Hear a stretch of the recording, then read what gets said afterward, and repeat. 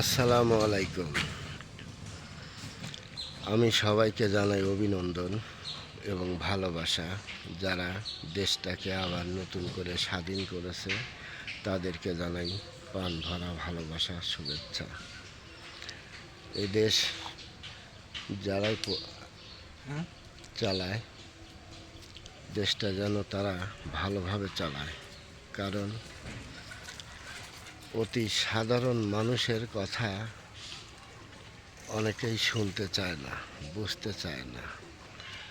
আমি বলি কি, যারাই দেশটা চালাবে ভালোভাবে যেন চালায়, আর কোনো নির্দোষী মানুষ যেন হয়রানি না হয়, আর কোনো গরিব মানুষ যেন না খেয়ে মরতে না হয়। দেশে কাজ, কোম্পানি এগুলি টাকা আলারা যদি খুলতো, অনেক ফ্যামিলি বেঁচে যেত।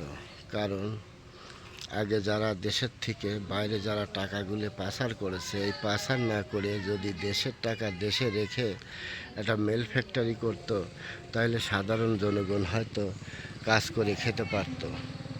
কিন্তু তার অবস্থানটা রাখে নেই। আর আপনারা যারা নতুন আসবেন, চিন্তা করেছেন দেশ চালাবেন, যারাই আসুক, আমি তাদেরকে দোয়া করি তারা যেন ভালোভাবে দেশটা পরিচালনা করে।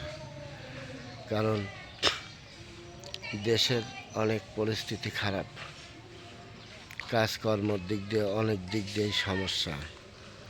আর যাতে এই সমস্যা না ঘটে, আপনারা সবাই মিলে ভালোবাসা দিয়ে সবার সাথে সবাই মিলচেল রেখে দেশটাকে সুন্দর করবেন এবং সুন্দরভাবে পরিচালনা করবেন। সবাই ভালো থাকবেন, সুস্থ থাকবেন, এই দোয়াই রইল। আল্লাহ হাফেজ।